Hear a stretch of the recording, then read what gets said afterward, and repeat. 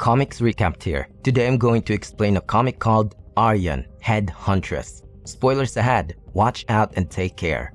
Arhian had been traveling for 2 weeks on horseback when she reached the rundown town of Alaris. Filled with brutes and maidens looking for a customer, Arhian traveled Alaris' streets looking for Thorak, a vermin with a bounty on his head. She had to search in this town filled with vermins. But Arhian wasn't a novice at head hunting. She was one of the best. She found Thorak. He was enjoying himself in the company of several women.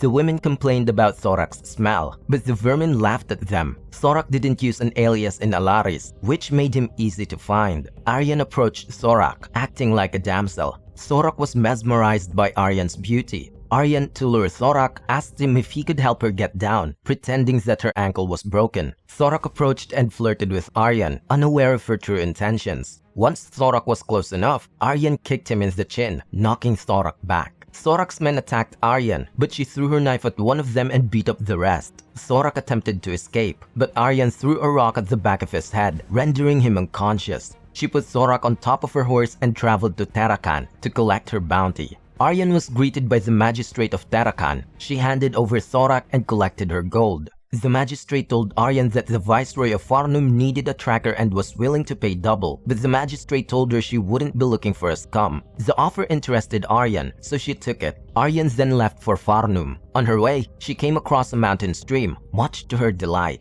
Arhian got off her horse and undressed. She bathed in the stream, rejuvenating herself. While bathing, she heard footsteps. Arhian immediately got dressed and saw 3 men surrounding her horse behind the bushes. The men found the gold she got from catching Thorak and planned to steal it. Arhian revealed herself. The men didn't take her seriously as she was a woman. The men lunged at her, but Arhian, using only a rock and her fist as weapons, beat up the 3 men and tied them to a tree. Arhian got back on her horse and continued her journey to Farnum. In Farnum, Arhian entered the local tavern for a drink. Farnum looked like Alaris, Arhian thought. Suddenly, a group of soldiers encircled Arhian. She took her knife out, preparing to fight, but a soldier told her they were to escort her to the palace of Viceroy Antonius. Arhian followed the soldiers, and they arrived at an enormous castle. Arhian thought she could have charged quadruple her rate instead of double the way the castle looked. Arhian met the Viceroy. Viceroy Antonius said her mission was to retrieve his daughter, who was kidnapped weeks ago.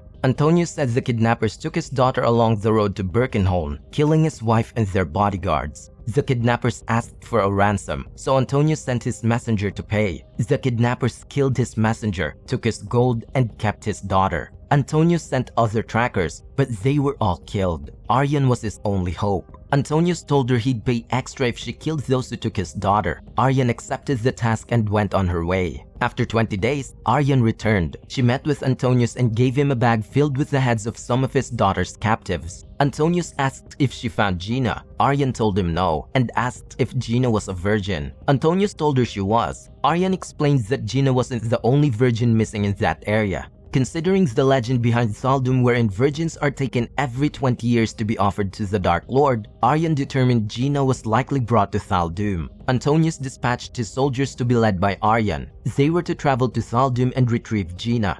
The soldiers' captain asked Arhian how she tracked Gina when the platoon he sent didn't have any success. Arhian told him tracking was different from following, that she had considered the circumstances, terrain, and the number of girls missing aside from Gina. Antonius arrived, and they were on their way to Thaldum. They made their way to a forest. They set up a camp at a nearby waterfall to spend the night. The waterfall looked like a dead end, but Arhian saw marks on the dirt and told her otherwise. She told the men to stay vigilant as they were likely being watched. Later that night, Arhian smelled a killer's stench. A group of savages suddenly came out of the woods and ambushed Arhian and her group. "Death is God!" chanted the savages while swinging their weapons. Arhian and the soldiers fought back. A savage attempted to kill Antonius from behind, but Arhian saved him by piercing a sword into the savage's chest. Arhian and the soldiers killed all the savages. The attack further supported Arhian's theory that virgins were taken to Thaldum, as the savage's chant was that of a death worshipper. The legend of Thaldum was clear. Nobody was getting out of Thaldum, and the Dark Lord was an unkillable man.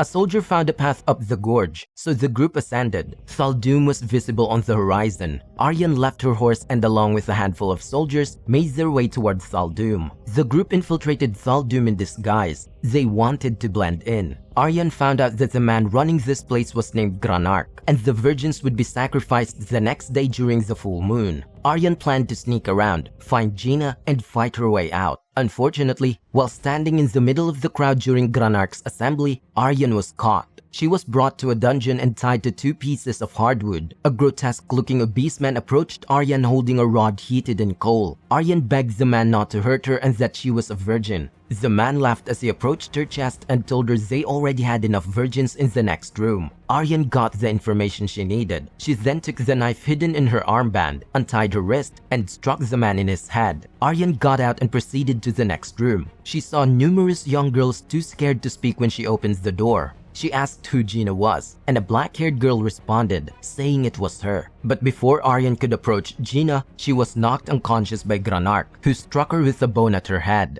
Arhian woke up. Her hands were chained and her clothes were changed. She saw Granark beside her. Arhian told Granark to release Gina. Unsurprisingly, Granark disagreed and told Arhian that Gina was his, and so was she. Granark threatened Arhian that he'll kill her if she continued with her disobedience. As Granark turned his back, Arhian lunged toward him and wrapped the chains around his neck. Granark struggled, but he was able to grab Arhian and slam her to a table. While Granark was catching his breath, Arhian took a piece of wood and smacked Granark on the head, leaving him unconscious. Arhian went out of the room but realized she won't get far without a weapon. She saw 2 guards at the corner. Arhian decided to seduce them by acting like a damsel. She approached the guards and undressed. The guards were mesmerized, distracting them. Arhian headbutted one of the guard and kicked the other. She took their weapons and ran toward the room where the virgins were kept. Arhian busted through the door and untied Gina along with the other captives. Guards arrived, but Arhian charged through them, killing them left and right. The exit was in sight, but a rain of arrows hit Arhian in the thigh, partially immobilizing her. Gina sped toward Arhian and used the wooden door to shield her from the arrows. Gina helped Arhian, and both ran toward the woods. The guards were in close pursuit. Gina and Arhian approached a cliff. The drop was too high, but they were cornered. Both girls jumped and landed on a river. Meanwhile, Granark had woken up and was now pursuing Arhian. While the 2 girls were in the lake, Arhian saw a riverbank. Gina swam toward it. She reached to grab Arhian, but her hands couldn't reach her. Luckily, Antonius was there, and he pulled Arhian out of the river. Arhian thought she could breathe a sigh of relief, but she was wrong. Antonius grabbed Gina and put a knife on her neck. He ordered his soldiers to do what they wanted to Arhian and kill her afterward. Arhian had been tricked. The soldiers approached her, so Arhian jumped back to the river and escaped. Arhian made her way back to her horse and toward Antonius and his soldiers. She found their encampment and hid in the darkness. Arhian ambushed and killed 2 of Antonius' soldiers who were collecting wood. The following day, Antonius and his captain found the corpse of his 2 soldiers. They determined Arhian was behind this. The soldiers got on their horses, but arrows were fired from the forest, killing them. The captain saw Arhian and battled her. He knocked her to the ground, but Arhian took out her knife and stabbed him in the chest, killing him. Antonius joined the fight, blindsiding Arhian. He sliced her on her shoulders. Antonius raised his sword and told Arhian that Gina was his. As Antonius was about to pierce the sword in Arhian's chest, Gina came from behind and smacked Antonius with a rock. Arhian immediately stabbed Antonius' head with her knife. Later, Gina told Arhian that her mother was believed to have powers because she was a healer. Gina explains that her mother was good with herbs and potions and had no powers. When Gina's mother died, Antonius took her because he believed she could grant him his mother's powers. Granark took Gina as a sacrifice because he thought he could get Gina's powers if he did. Both girls got on Arhian's horse and headed to Reaver's Cove, a place filled with pirates and cutthroats.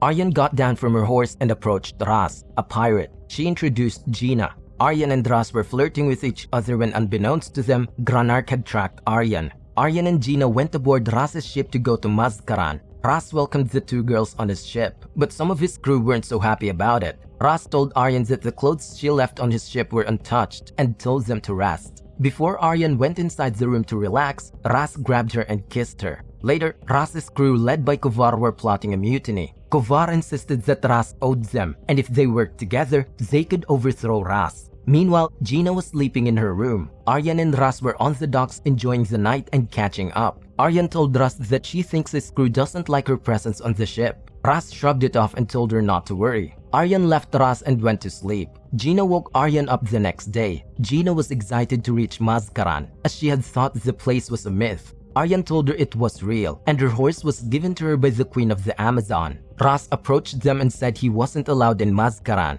Arhian told him he should just drop them off somewhere near it. One crew member came to Ras and told him a fight was happening downstairs. Ras went there to break up the fight when suddenly, Kovar smacked him behind the head with a plank. Ras was tied and sent to the cell. The other crew members tied up Gina and Arhian upstairs. The girls were taken to the quarters. Arhian asked Gina if she had the knife she had given her. Gina nodded and gave the knife to Arhian. Kovar entered and grabbed Arhian, while another crew member had Gina. Gina struggled and bit her captor, which led to her getting slapped. Arhian was furious. She told them she'd kill them if they hurt Gina. Kovar approached Arhian and grabbed her chest. This angered Gina, making her kick a crew member. Kovar ordered this man to throw Gina off the ship. Arhian drew her knife and slashed Kovar's throat when the other man left to throw Gina. Arhian rushed to the dock and killed the man carrying Gina. The rest of the mutineers surrounded Arhian, and one by one, she killed them. Arhian freed Ras, and they both laughed about what just happened. Ras noticed that 3 mutineers had escaped through a raft, but Arhian told Ras to let them go. Arhian didn't want to have Gina witness more violence. Ras took the girls to Mazcaran. Sarya, Arhian's horse, jumped to the island's shore, and the girls followed. Ras and Arhian told their goodbyes and kissed before parting ways. Arhian and Gina entered the forest to reach the Amazons. While walking, Arhian was ambushed by her sister Sharon. They struggled on the ground, and eventually, Arhian got the best of her. The sisters laughed and exchanged pleasantries. Meanwhile, Granark was on his ship searching for Arhian when he saw 3 men on a raft on the distance. He took them aboard his ship and tied them up. These men were the mutineers that had escaped Ras's ship. The men told Granark that Arhian was headed to Mazcaran in hopes of being spared. Granark was delighted to learn where Arhian was headed, but the mutineers were killed anyways. Arhian reached the Amazons and approached their queen. Arhian knelt in front of the queen. The queen welcomed her with open arms, much to the delight of the other Amazon warriors. The queen told Arhian to stand up and approach her. The queen and Arhian shared a hug. Arhian told the queen she missed her and used the word mother to address her. Gina was surprised that Arhian's mother was the Amazon queen. Arhian and Queen Evelyn talked for a while when Arhian asked her about her sister Rosalia. The queen told her Rosalia wasn't well. Before seeing her, Arhian and Gina changed clothes. After getting dressed in Amazon clothing, Arhian was taken to Rosalia. Arhian saw Rosalia with boils all over her body. She approached her, and they embraced. Gina saw Rosalia's condition and told everybody that she could cure the illness. She asked Sharon to bring her the ingredients for the medicine. Once she had the ingredients, she boiled them and gave them to Rosalia. Meanwhile, Granark and his crew were fast approaching the island. Arhian was talking to her mother. Arhian asked if she could take care of Gina as she did with her and Sharon when they were young. The queen refused and told her she should take care of Gina. The queen added that Gina was placed on Arhian's path for a reason, so she must take care of her. Later, Rosalia was cured after taking Gina's medicine. The Amazons rejoiced as their princess was cured by Gina's magic. The queen gathered all the Amazons to celebrate as the 3 princesses were together again. The queen also acknowledged Gina as a sorceress with healing powers, much to Gina's dismay. The way the Amazons celebrated was through games. The 3 princesses participated in the endurance race. The youngest of the 3, Sharon, told her sisters she was confident she could beat them. Rosalia and Arhian laughed and told Sharon they didn't believe her. On the queen's mark, the race started. Sharon took the early lead, but her sisters were right behind her. After a sprint, they ran through a cliff and jumped in the ocean. Arhian and Rosalia took over Sharon while swimming, and they were headed back towards where the race had started. To their surprise, they saw Granark choking their mother and the other Amazon warriors engaging in a fight against the savages from Thaldum. The queen gave Arhian and Rosalia a signal, and she punched Granark in the face, causing him to let her go. Arhian and Rosalia leaped into action and killed enemies around them, but they were outnumbered, and the race had left them tired. The Amazons were being surrounded. Granark was starting to celebrate when Sharon suddenly came out of the forest on top of a giant gorilla named Obongo. Obongo rampaged through the savages, killing them. Only Granark was left. Granark told the queen that Arhian had stolen a girl from him and killed his kin. The queen told Granark that although she doesn't believe him, he will get the Amazon justice. A trial of combat. Arhian faced Granark. Granark towered over Arhian. His attacks were strong and heavy. Arhian was overpowered, and Granark kept coming. Granark threw his sword and kicked Arhian in the stomach in a show of arrogance. The Amazons watched nervously as Arhian was losing. Granark took Arhian's sword from her and broke it. Granark grabbed Arhian by the hair, but Arhian took her knife and stabbed Granark in the neck. Arhian ripped her blade through his neck and decapitated Granark. The Amazons cheered. It was time for Arhian to leave. Arhian told Sharon she wanted her to come with her. Sharon refused since Mascaran was her home. She didn't want to leave it. Arhian understood, and they embraced. Gina had many questions about the Amazon, which Sharon said she would answer at another time. Rizalia approached Arhian and gave her a sword with Arhian's name. Rizalia and Arhian embraced. Arhian and Gina hopped on their boat, waved goodbye to the Amazons, and started their adventure. Subscribe to watch more videos like this. Turn on notifications. And leave a like, it really helps the channel out. Thank you for watching.